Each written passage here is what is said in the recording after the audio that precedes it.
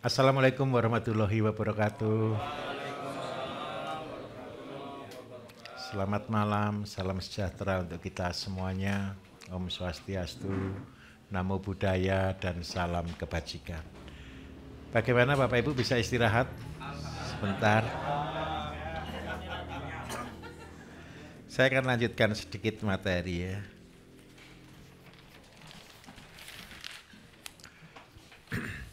Ada beberapa hal penting Bapak Ibu yang harus kita menjadi patokan supaya kita selalu berhasil. Kenapa sih saya harus mulai dari yang kecil tadi? Kalau Bapak Ibu sudah langsung dari yang besar, Bapak Ibu harus memperhitungkan, bukan berarti kita tidak boleh langsung besar, boleh. Tetapi ada beberapa kendala, kesulitan-kesulitan di titik mana yang harus kita lewati supaya kita berhasil. Karena apa Bapak Ibu? Kalau kita tidak bisa menyelesaikan itu, biayanya terlalu besar.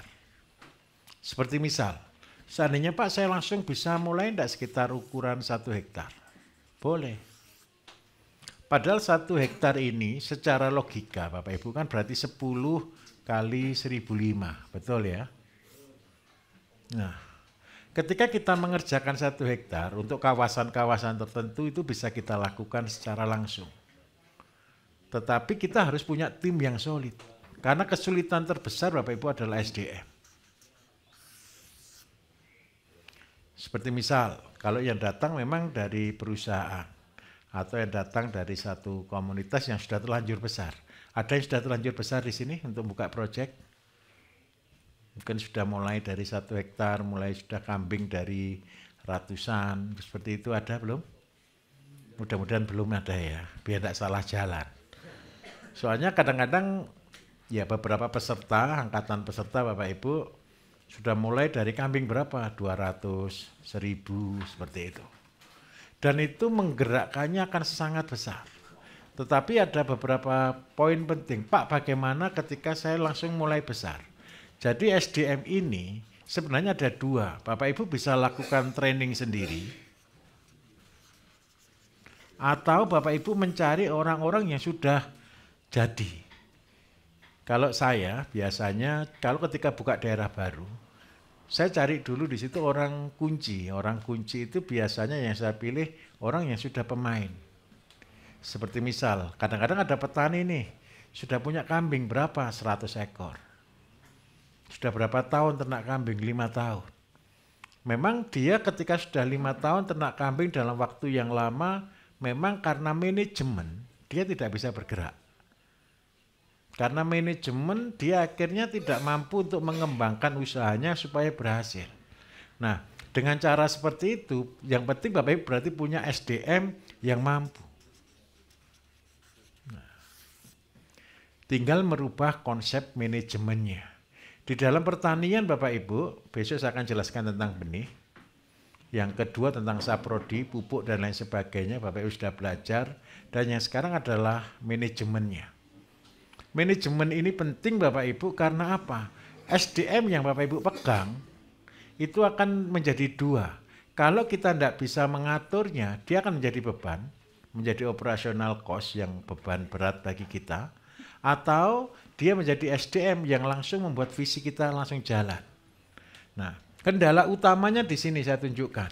Petani itu Bapak Ibu maunya sekaligus 1 hektar dikerjakan. Ketika ini semua dikerjakan sekaligus, berarti panennya sekaligus atau tidak?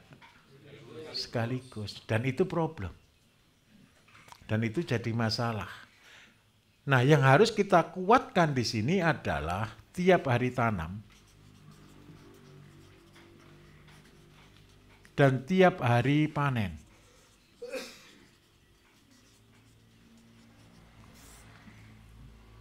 Jadi ketika kita punya lahan, ingat baik-baik, tidak boleh dikerjakan sekaligus, tapi bertahap, step by step.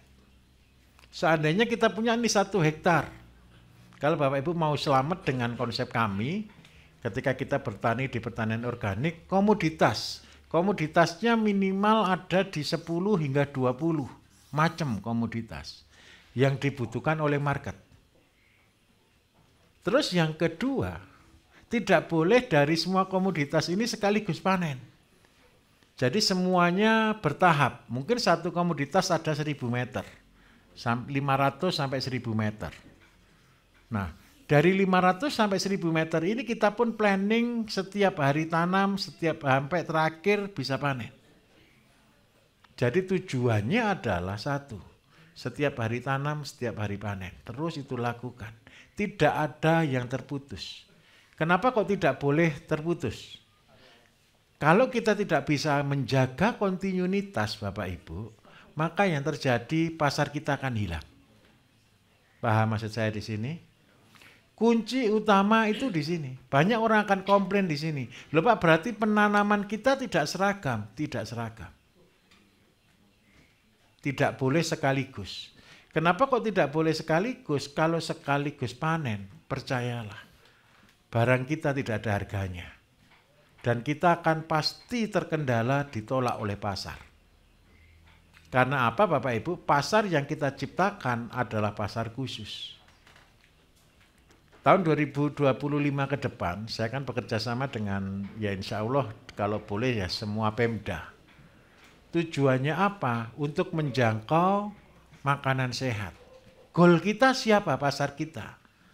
Kalau tahun depan kan ada dari makan siang gratis, tapi itu sudah ditangani oleh TNI ya. Tetapi kita masih ada peluang terbesar. Di manakah itu? Rumah sakit.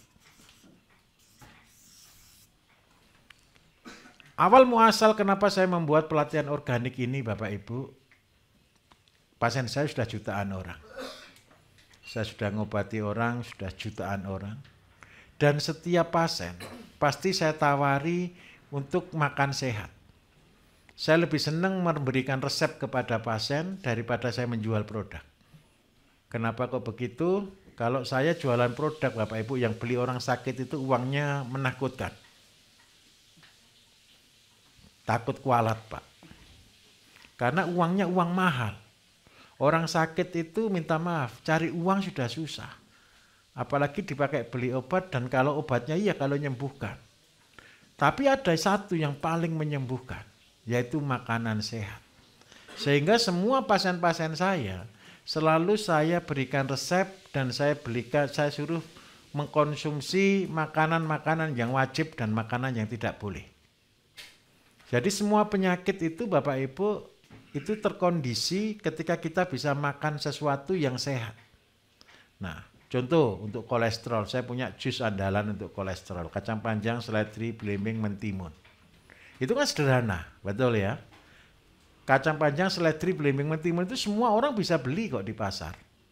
Terus habis gitu pertanyaan kedua, kira-kira makanan tadi sehat atau tidak? Pasti isinya apa?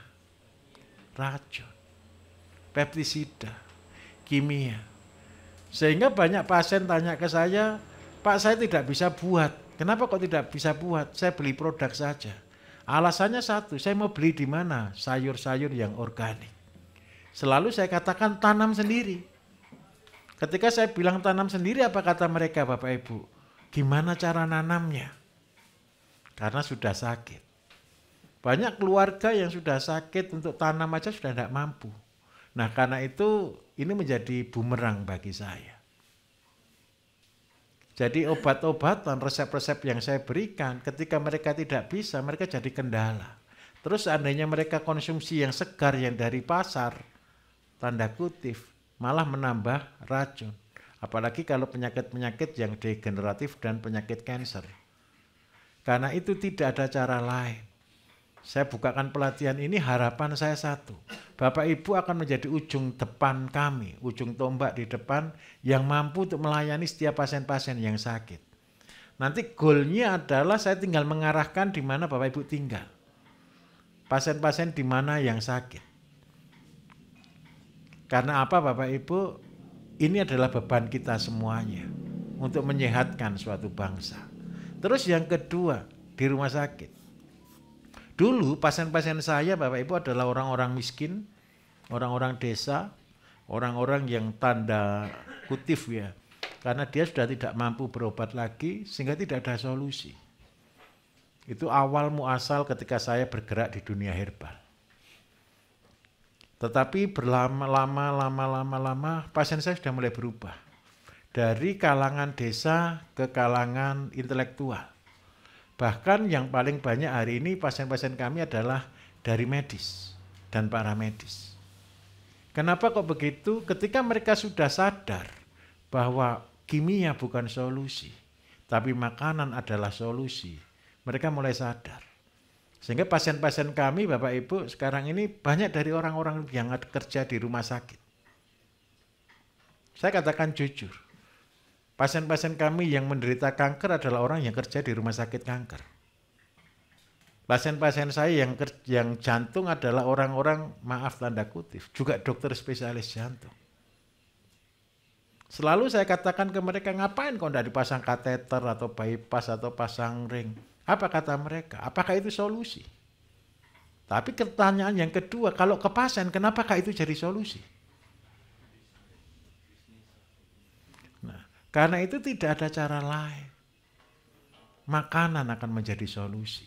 Di rumah sakit juga sama. Ketika saya bicara dengan direktur rumah sakit, apa yang saya katakan? Pasien sudah sakit semua. Terus habis gitu dikasih makanan. Makanannya beli di mana? Ya seadanya kan? Di pasar kan? Betul atau tidak?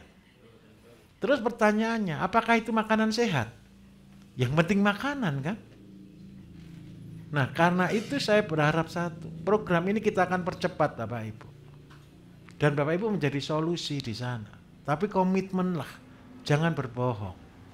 Komitmenlah membangun kejujuran. Karena kita niatannya bukan bisnis, tapi niatan kita adalah ibadah. Dari pagi hingga siang tadi kita sudah belajar Bapak Ibu. Apakah yang kita lakukan bisnis? Bisnis Pak. Tetapi satu, yang membuat kita kaya ketika Bapak Ibu berjalan dalam kejujurannya. Bangun kepercayaan dari sini. Jangan tergiur gara-gara kita kepengen produk yang bagus dan sebagainya. Itu bukan solusi. Itu hanya kebohongan. Karena itu di tempat kami Bapak Ibu kita tidak akan tampilkan yang aneh-aneh. Kita tampilkan apa adanya. Saya minta maaf, jangan ngejar kesempurnaan. Menjadi pertanian organik bukan kejar kesempurnaannya, bukan bagusnya, bukan wahnya. Tapi tampillah sebagai apa adanya. Jangan gunakan kimia, jangan tergoda gunakan kimia. Supaya apa? Karena yang makan ini pasien. Yang makan ini orang sakit. Jadi pasar terbesar kita siapa? Rumah sakit Bapak Ibu. Kenapa rumah sakit ini akan menjadi pasar terbesar sayurnya Bapak Ibu ke depan? Karena di sanalah orang yang paling banyak membutuhkan. Karena itu ke depan kita akan kumpulkan tiap kabupaten Bapak Ibu untuk kita bisa saling melengkapi. Satu kabupaten itu berapa rumah sakit Bapak Ibu?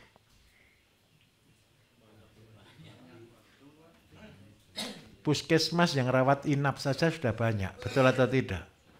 Tiap kecamatan sudah pasti ada. Di rumah sakit sendiri, yang rumah sakit pemerintah aja minimal ada 1 sampai 2. Terus belum lagi yang rumah sakit swasta yang cukup besar. Rumah sakit tentara juga ada, rumah sakit polisi juga ada. Minimal itu ada 10 lah rumah sakit cukup besar. Dan itu ribuan orang di dalamnya. Dan minta maaf, mereka butuh makanan yang sehat. Betul atau tidak kira-kira? Kenapa mereka tidak bisa memberikan makanan yang terstandar bagus? Karena beli di mana? Paham maksud saya? Besok ketika Bapak Ibu sudah kembali ke tempatnya masing-masing, ketika kami berdiskusi perkara itu, saya bisa katakan teman-teman kita ada di sana yang siap untuk mensuplai. Bapak Ibu siap mensuplai ya kira-kira ya? Tolong jaga kepercayaan karena kita sedang beribadah. Kalau cuma mengejar jadi miliarder terlalu gampang. Mengejar jadi sukses terlalu gampang.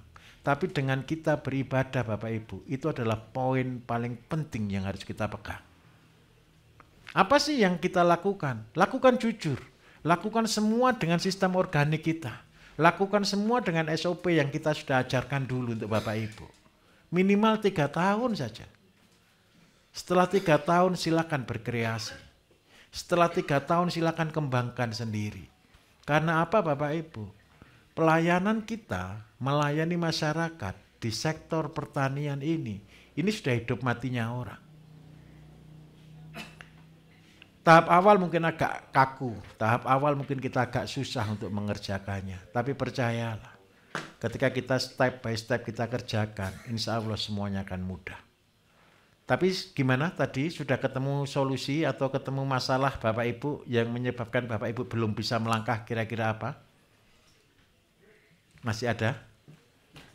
Ayo, mari Ibu, gimana? Oh, nanti. Kalau pertanyaan nanti dulu. Enggak, nanti ada kesempatan itu. Yang kendalanya kira-kira program ini enggak jalan apa dulu kira-kira? Mari Pak ya. Motivasi yang besar untuk bisa mewujudkan ini bisa terjadi Pak. Karena penyakit malas itu saya nyari obatnya enggak ada. Begini, saya tunjukkan. Tujuan hidup manusia itu apa Bapak Ibu? Ini saya kasih testimoni ya, Saya itu paling jahat ketemu pasien yang mau meninggal. Saya bisa marah ketemu pasien yang mau meninggal. Saya marahi sungguhan. Contoh, ada seorang bapak-bapak yang kena diabetes parah Bapak Ibu, sampai gangren. Kakinya ini sampai kelihatan sudah tulang-tulangnya. Isinya tempat tidur itu air nanah. Ketika saya ketemu dengan begitu, orang selalu biasanya bilang kasihan, betul atau tidak? Kalau saya malah marah. Saya tanya ke dia, mau sembuh atau mau mati? Terus yang kedua, mau masuk surga atau masuk neraka? Sudah, sebelum malaikat yang tanya, saya dulu yang tanya. Kenapa saya harus katakan gitu? Kenapa orang yang sudah sakit seperti itu Bapak Ibu, isinya cuma satu, sakit hati. Dan kecewa. Kecewa sama istri, kecewa sama anak, kecewa sama keluarga, kecewa dengan dirinya sendiri. Doanya setiap hari hanya satu, kapan mati? Betul atau tidak? Karena dia berdoanya kapan mati, saya tunjukkan, Bapak besok mati masuk surga atau masuk neraka. Kalau sebelum mati isinya cuma sakit hati, kecewa, dan isinya marah, dengki, dan sebagainya, saya jamin mati masuk neraka. Udah benar. Terus akhirnya saya memotivasi dia gini, loh Pak saya tidak mau mati masuk neraka. Kalau gitu sembuh. Loh saya sudah parah, saya kepingin sembuh, saya minum obat dan sebagainya. Obat bukan solusi, semangat sembuh yang paling penting. Terus saya bilang ke dia, saya ini tidak bisa kerja lagi begini-begini, jangan mengasihani diri. Kalau istri, anak sudah tidak mau ngelayani, tidak mau bantu gara-gara bau dan sebagainya, kuat-kuat, mandiri. Mumpung sebelum mati, ayo berbuat baik. Berbuat baiknya gimana? Kasih tahu semua orang, kalau sakit itu tidak enak. Kasih tahu semua orang kalau sudah sakit, terlanjur sakit, diabetes dan sebagainya itu tidak enak. Betul atau tidak? Siapa yang bisa ngomong begitu? Orang yang sakit Bapak Ibu. Sampai minta maaf. Ada orang sakit kayak gitu, akhirnya kaki diperban, tani sendiri. Tanam obatnya sendiri. Buat jus sendiri. Ya ini berkahnya Gusti Allah Bapak Ibu. Malah sembuh. Fair. Ada orang sakit kanker parah. Tanya ke saya, Pak Bayu, obat apa yang terbaik? Tidak ada obatnya terbaik untuk sakit kanker. Obatnya kanker itu cuma satu, niat sembuh. Saya kasih resep cuma 2 Bapak Ibu. Makan tahu, sama makan, tidak boleh makan nasi, tidak boleh makan yang lain-lain, cuma tahu, sayur kelor, gitu aja. Itu mudah atau susah? Mudah. Setahun dia melakukan. Dulu kanker rahim parah dia Bapak Ibu. Sampai kemana-mana jadi pergunjingan. Kalau wanita sudah sakit kanker rahim, ngeri atau tidak kira-kira? Nomor 1 dia ngeri, akhirnya dia tertutup karena dia malu. Ya, saya bersyukur sekali, setahun dia bisa sembuh. Ketika dia sembuh, satu yang saya amatkan, sebelum kita mati, apa yang sudah kita lakukan? Saya minta maaf, ini salahnya Bapak Ibu ikut pelatihan saya ya, saya tunjukkan. Tadi konsepnya, kalau ada orang jalan salah, tidak kita luruskan, berarti kita yang salah. Saya mau katakan jujur Bapak Ibu, kalau orang makannya ngawur, kira-kira pasti sakit atau tidak sih? Pasti atau tidak? Tinggal tunggu waktu kan? Tunggu waktu untuk sakit kan?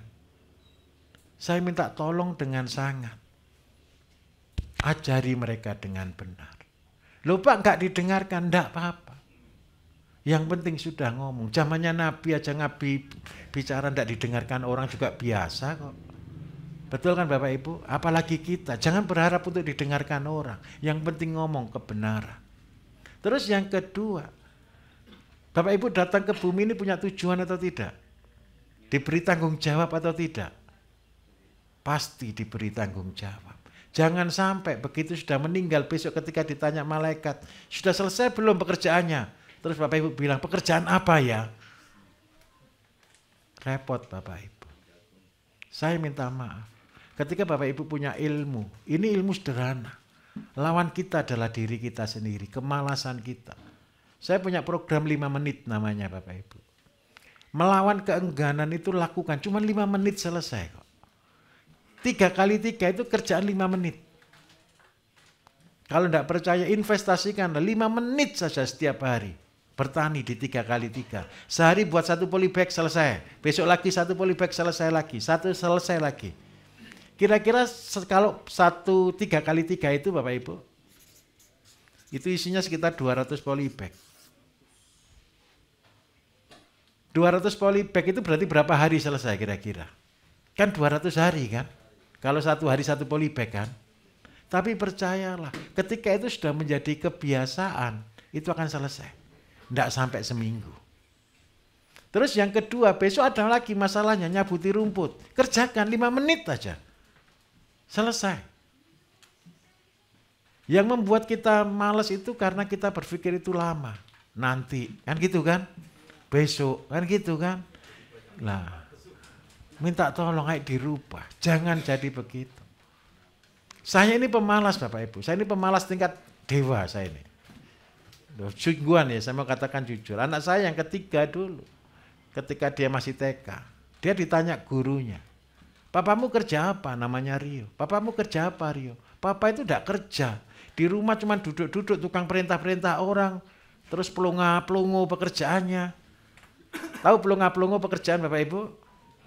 Saya kan paling banyak mikir. Pekerjaan saya kan ngelamun, nulis.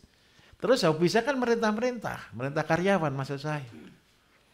Itu loh tidak baik di depan anak kita. Bayangkan anak saya itu cerita ke gurunya pekerjaan saya pelongo-pelongo, itu bahagia tidak Bapak Ibu? Loh sungguhan gitu.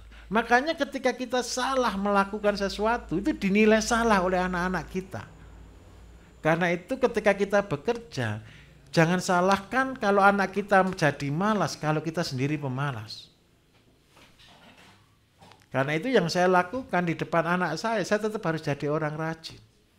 Sekarang anak-anak saya bangga, pekerjaan papa mau apa? Petani, itu seneng saya. Nah saya harapkan saya juga Bapak Ibu juga sama. Walaupun Bapak Ibu kerja apapun, percaya saya, kalau punya anak kecil, gara-gara berkebun ini dijadikan prioritas. Yang sehari 5 menit apalagi mau ngajak anaknya nyabuti rumput. Ya jangan marah ketika anaknya yang dicabuti tanamannya juga jangan marah. Karena namanya anak belajar, kan betul kan? Nah itu akan mengubah paradigma banyak orang. Begini, 200 polybag ini Bapak Ibu, ini kan ada yang harus dipanen tiap hari, betul tidak? Lakukan rutin.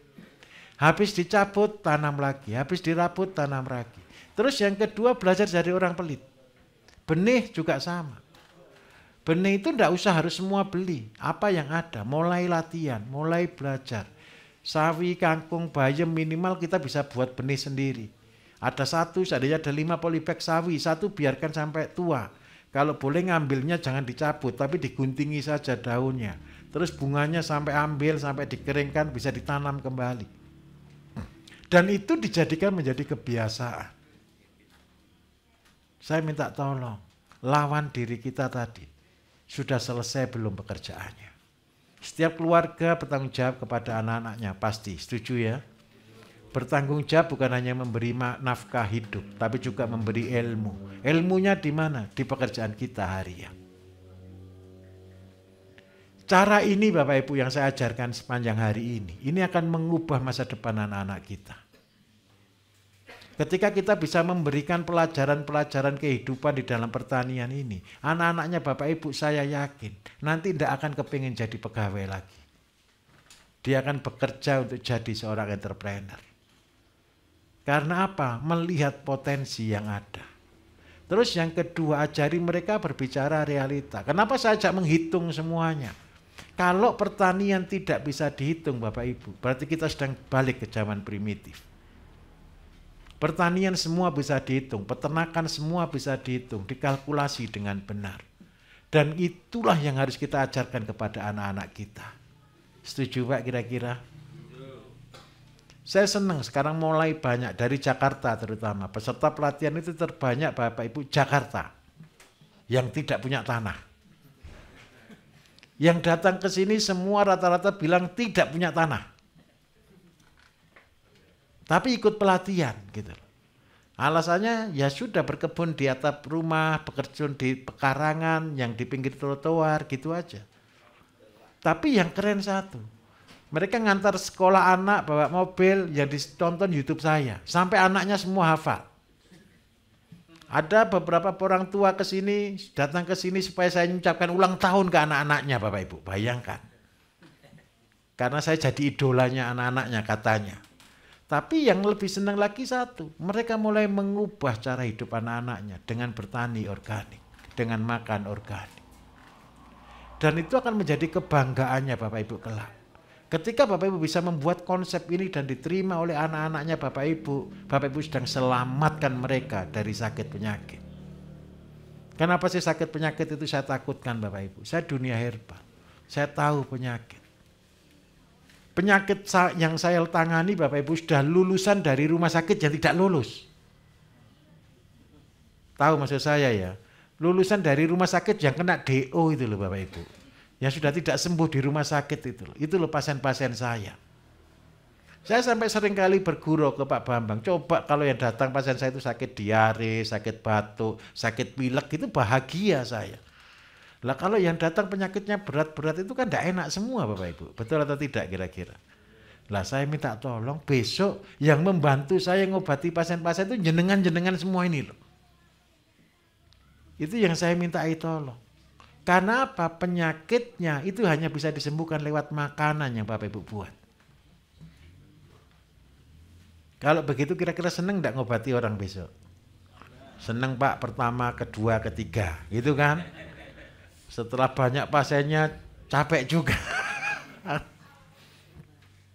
Jadi saya minta tolong tetap berbahagia. Saya lanjutkan. Di dalam sistem manajemen ini Bapak Ibu, kita harus betul-betul ini. Tiap hari tanam, tiap hari panen. Tidak boleh. Terus yang kedua, di dalam manajemen itu ada konsekuensi yang harus kita lakukan. Yaitu konsistensi. Kata konsistensi itu berarti berbicara bahwa kita ini betul-betul disiplin. Bertani, beternak itu disiplin utamanya. Jam makan, perawatan, dan semuanya itu perlu kedisiplinan. Beternak, bertani bukan sambilan. Kalau orang bilang, Pak bertani itu kan gampang, itu karena dia tidak menyadari. Jadilah petani yang betul-betul bertani. Sampai polybag aja dihitung, nganggur daun dihitung gitu loh Bapak Ibu. Tujuannya apa? Kita menyenangi Allah. Itu sebagai wujud tanggung jawab. Ada orang kepengen bisnis besar atau yang kecil? Besar. Kepengen tanah yang luas atau yang tanah yang sempit? Saya jamin 100%. Wong tanah pinggir rumah aja tidak dikerjakan, minta tanah yang luas, bagaimana mungkin doanya dijawab? Betul atau tidak? Betul. Ayo kita konsep tanggung jawab itu kita pegang. Dari yang kecil. Tanggung jawab dari yang kecil. Percayalah Bapak Ibu, diberi yang besar. Saya dulu hobi beli tanah. Karena saya selalu kepengen punya tanah. Hingga pada suatu saat saya sudah tobat tidak mau beli tanah. Sudah terlalu banyak. Tetapi ketika saya sudah tidak mau beli tanah Bapak Ibu, saya diberi tanah. Beri tanahnya tidak nanggung-nanggung. 100 hektar, 1000 hektar gitu loh. Pertanyaannya satu, siapa yang mau ngerjakan? Saya seringkali kembali ke diri saya, coba dulu waktu usia saya masih 30 tahun gitu loh. Diberi tanah gitu kan bangga gitu, betul ya Bapak Ibu ya? Tapi sekarang sudah cukup tua, saya ini merasa 50 tapi sudah tua sekali saya merasa itu. Terus dikasih banyak itu untuk apa? Ada alumni dari Jember, kerja di bagian keuangan di negara ini. Ketemu Pak Bupati Jember. Dikasih berapa lahan? Alumni BSM ini ada 78.000 hektar, silakan digarap. Makanya kalau ada orang di YouTube komentar saya tidak punya tanah, bukan tidak punya tanah, tidak punya ilmu. Kalau orang punya ilmu akan dikejar tanahnya Bapak Ibu. Itu adalah keadilan Tuhan. Siapa yang mampu akan diberi lebih. Bapak Ibu mau jadi orang-orang yang diberi lebih ya. Besok ketika sudah lulus sekolahnya, percayalah kata-kata saya, karena saya juga mengalaminya. Bapak Ibu akan antri diberi tanah orang. Sudah ada di sini yang mau berangkat pelatihan terus cerita ke kepala desa atau ke siapa akhirnya diberi tanah gitu, belum ada? Percayalah, kalau tidak percaya ya cek besok. Pulang dari sini cerita saja ke kepala desa. Saya punya program Pak begini. Nanti kepala desa langsung bilang, garap aja tanah saya. Bengkoknya, pasti Bapak Ibu. Terus nanti Bapak Ibu bilang, oh sebentar Pak, saya sekolah aja, belum lulus, belum praktek. Betul atau tidak kira-kira? Baru teori ini. Tolong kerjakan. Karena ini tujuan kita. Karena ini planning kita ke arah sini. Mudah atau susah kira-kira? Kalau dengarkan enak Pak. Menjalankannya ini yang tidak tahu Pak.